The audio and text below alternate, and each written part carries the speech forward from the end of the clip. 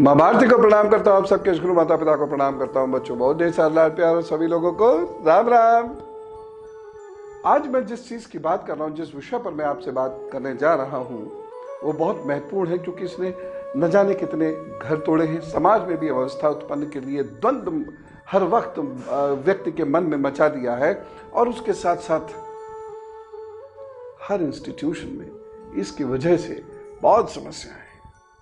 यह व्यक्ति के व्यक्तित्व को मार देता है, व्यक्ति के रिश्तों को मार देता है, और यह विकार है अहम का, ईगोज का। दिव्य बैठक में ईगोज की बात करते हैं।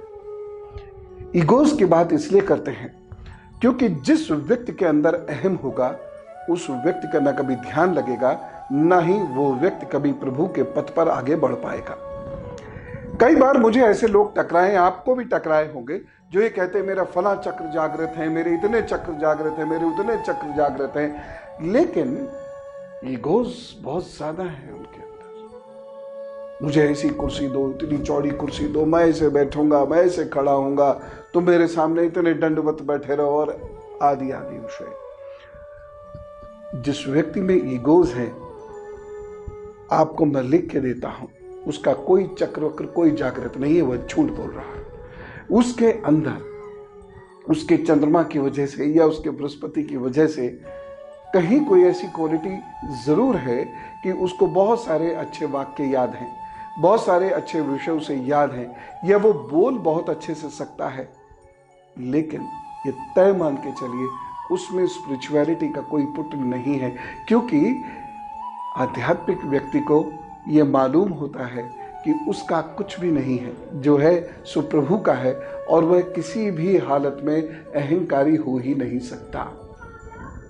दूसरी बात, इस अहम की वजह से जहां एक और आप अध्यात्म पथ पे फेल हो रहे हैं, वहीं सांसारिक पथ पर भी आप चल नहीं पाएंगे।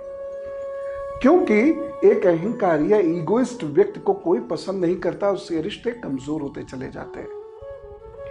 ऑफिस में भी एक ईगोइस्ट व्यक्ति को कोई पसंद नहीं करता। क्या होता है देखिए, एक चीज है स्वाभिमान।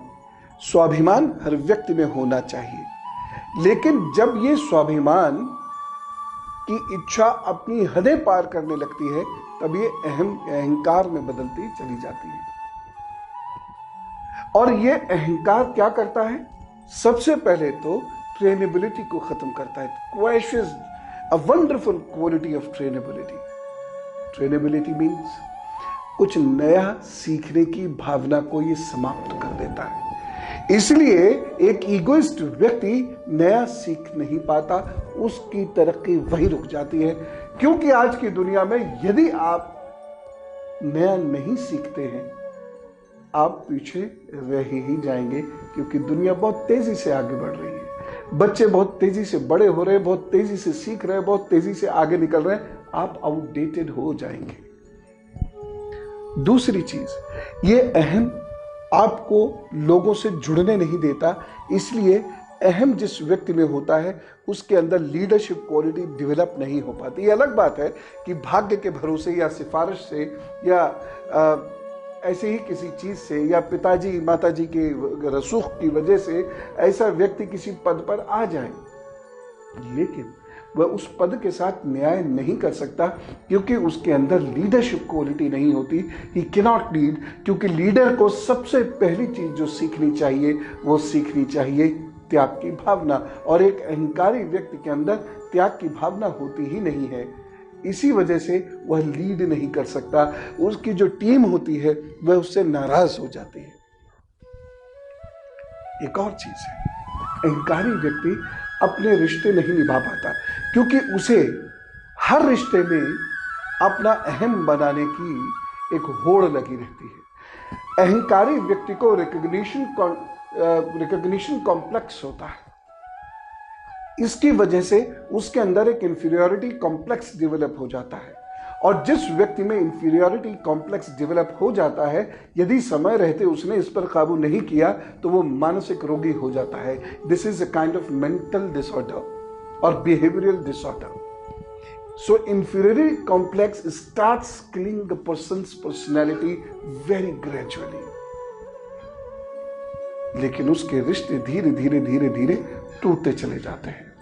वो समझ नहीं पाता, जो सबसे बड़ी समस्या है वो ये समझ नहीं पाता कि मेरे अंदर स्वाभिमान है, अहंकार है, लेकिन धीरे धीरे धीरे धीरे उसके व्यक्तित्व तो ऐसा होता चला जाता है कि जहां वो खड़ा होता है लोग उससे छिटकने लगते हैं, घबराने लगते हैं कि अभी आगे अब किसी में नुक्स निकालेगा, किसी में कमी निकालेगा, क्योंकि उसके अंदर इंफीरियरिटी कॉम्प्लेक्स है। इसीलिए वह दूसरों में कमियां ढूंढता है अपने कॉम्प्लेक्सेस को सेटिस्फाई करने के लिए, और यहीं से आपको क्लू मिलेगा। प्रश्न यह आपके मन में उत्पन्न हो रहा होगा कि हम कैसे जाने मेरे अंदर अहम है कि नहीं, मेरे अंदर ईगोज हैं या नहीं, am I an egoist? और how to differentiate between egoism and the feeling of self respect और सेल्फ एस्टीम, दोनों में फर्क क्या है। 2-3 छोटे छोटे पॉइंट्स देकर आज की दिव्य बैठक में उद्देश्य को पूर्ण करूंगा। पहली चीज ये है, हमेशा याद रखिएगा, हमेशा ध्यान रखिएगा कि यदि आपको किसी से कुछ सीखने में समस्या हो रही है तो आपकी पर्सनैलिटी में बिहेवियरल डिसऑर्डर है, आपके मन में विकार है। दूसरी चीज, यदि किसी की अच्छी बात को आप एकदम खारिज कर देते हैं तो आपके मन में विकार है, आप ईगोइस्ट हैं। तीसरी चीज, किसी की प्रशंसा यदि हो रही है और उस प्रशंसा से आप परेशान हो रहे हैं और कोई ऐसी बात कहने को द्रत हो रहे हैं जो उसकी प्रशंसा के विरुद्ध जाए, जानबूझकर जाए, चाहे आपको उससे कोई फर्क पड़ा हो या नहीं, लेकिन अपनी बात बढ़ाने के लिए यदि आप कह रहे हैं तो आप मानसिक विकृति का शिकार हैं। चौथी बात, जो सब लोग कर रहे हैं उससे अलग हटकर जबरदस्ती आप एक ऐसी बात करें जिससे कि आप सेंटर ऑफ अट्रैक्शन बन जाएं, जबकि उस बात का वहां औचित्य कोई नहीं है, तो आप मानसिक विकृति का शिकार हैं, आपके साथ ईगोज प्रॉब्लम है, और जितने नुकसान मैंने अभी बताए वो आपके साथ होंगे। अगली बात, यदि आप छोटी छोटी बातों पर लड़ाई की हद तक चले जाते हैं या बहुत छोटी छोटी बातों को अपने साथ घर ले जाकर और लगातार घोटते हैं और बदले की भावना यदि आपके अंदर उद्धृत होती है तो आप इस मानसिक विकार के शिकार हैं और यह आपकी तरक्की नहीं होने देगा। यदि आपको यह लगता है कि आपको कोई टोके ही ना, आपकी कोई गलती हो ही नहीं सकती, जितने बवाल और परेशानियां हैं वो दूसरे ही लोगों में है, तब आप एक मानसिक विकृति का शिकार हैं, आप एक बिहेवियरल डिसऑर्डर का शिकार हैं।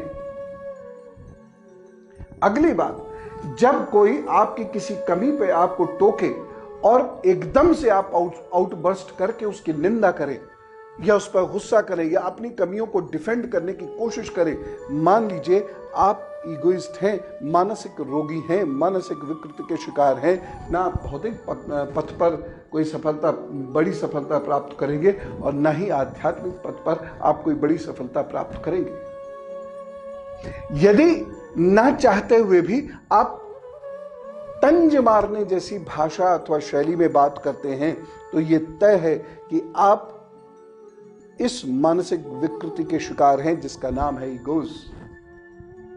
एक ईगोइस्ट व्यक्ति ना चाहते हुए भी तंज मारेगा, वह मारने से पहले सोच भी लेगा कि तंज मैं मारने जा रहा हूं और मुझे ये नहीं करना चाहिए, लेकिन वह मूलतः उस मानसिक विकृति का शिकार है, उस बिहेवियरल डिसऑर्डर का वह शिकार है कि अपने आप पर उसका नियंत्रण है ही नहीं, वह तंज मारेगा।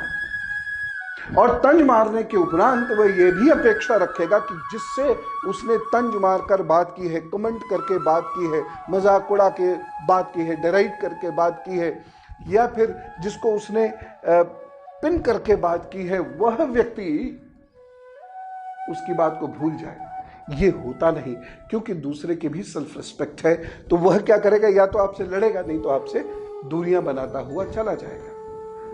यदि कोई व्यक्ति ऐसा है जो छोटी छोटी बातों पर कंपेयर करता है, मैंने ऐसे लोग भी देखे हैं जिनके घर में यदि जाइए और घर की कहिए कि आह फर्श कितना सुंदर है, तो वो कहेंगे हाँ मैंने अपने सर्वेंट को बोला था कि ऐसे लगाओ, यानी इतनी छोटी सी बात का क्रेडिट भी वह खाना चाहते हैं। तो इसका मतलब एकदम स्पष्ट जानिए कि ऐसे व्यक्ति मानसिक विकृति का शिकार हैं। बहुत सारे लोग मुझे ऐसे मिलते हैं जो दूसरों को कमेंट करते हैं, तुम अच्छे क्यों नहीं कपड़े पहनते, तुम अच्छे नहीं दिखते। यानी उनके मन में ये विकृति है कि सारे लोग मेरी प्रशंसा करें, मैं बहुत अच्छे कपड़े पहनता हूं या मैं बहुत अच्छे कपड़े पहनती हूं, आदि आदि, और दूसरों में नुक्स निकाल रहे हैं, जिसका अर्थ ये स्पष्ट है कि उनके अंदर उस व्यक्ति की अपेक्षा गुण नहीं है और वह ये बात जानते हैं, इसलिए उन्हें जबरन नीचा दिखाने की वह कोशिश कर रहे हैं। क्योंकि एक व्यक्ति जो सहृदय होता है, करुणामयी और दयालु होता है, उसकी सलाह होती है और उसकी सलाह में एक चिंतन होता है, एक चिंता होती है, एक प्रेम होता है। वह बिल्कुल अलग तरीके से अपनी बात को कहेगा और यह बात संप्रेषित भी होगी। तो यह सारी चीजें यदि आप में हैं तो आप ईर्ष्यालु हैं। ईर्ष्या ईगोज को जन्म देती है। ईगोज ना चाहते हुए भी आपकी एक्टिविटीज में, आपकी आवाज में, आपकी भाषा में निकलकर सामने आएंगी।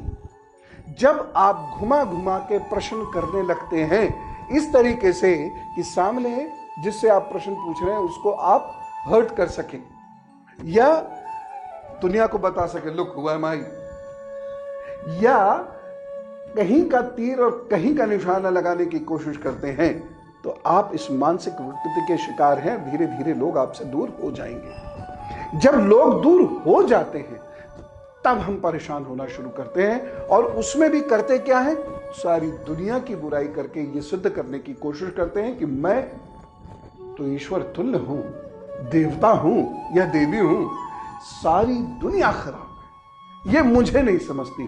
दरअसल वह दुनिया आपको समझ गई है, इसलिए आपसे डिस्टेंस कर रही है।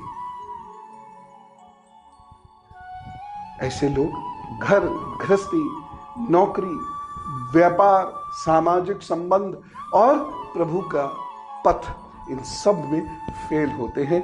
सारे जीवन खुद से लड़ते रहते हैं, खुद से लड़ते रहते हैं, बहुत परेशान होते हैं, बहुत दुखी होते हैं, लेकिन मानसिक रूप से विकृत हैं। इसलिए जब वो पुनः सुबह उठ के समाज में जाते हैं तो ऐसे ऐसे अकड़कर एक नाटक क्रिएट करते हैं, चेहरे पर एक मुखौटा लगाते हैं।